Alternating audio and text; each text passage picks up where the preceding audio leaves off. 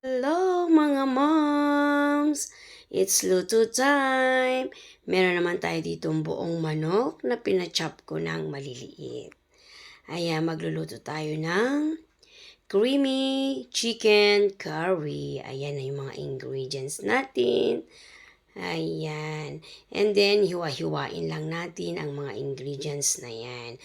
Ayan na ang bawang sibuyas, luya, siling pula, patatas at carrots. Ayan. Uunahin kong iprito muna yung patatas. Kailangan natin ng iprito konti ang patatas. Then, isusunod ko rin dyan yung carrots para mas mabilis magluto mamaya. Ayan na si carrot. Iprito natin saglit and isusunod ko na rin yung siling pula. And then, same pan, nagbawas lang ako ng mantika.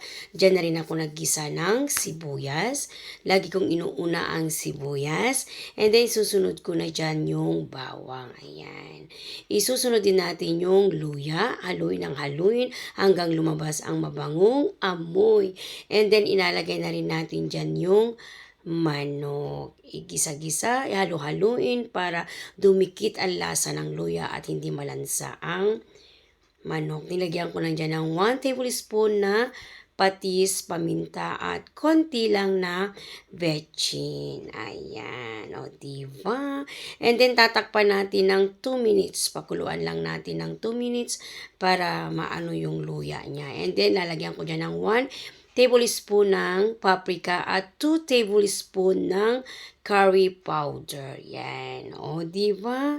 Naamoy-amoy ko na ang bango-bango ng ating chicken. Ayan. And then, ilalagay na natin ang mahiwagang gata. Ayan. Tingnan nyo naman. Napaka-creamy. Nang bango-bango. Ang yummy-yummy na yan. Tatakpan ko siya ulit ng 2 minutes. And then, ilalagay ko na dyan yung carrots at patatas. At sunod ko na rin yung siling pula. Madali na lang lutuin yan. At yan na nga. Pwede nang kumain. Thank you for watching. Yan na po ang ating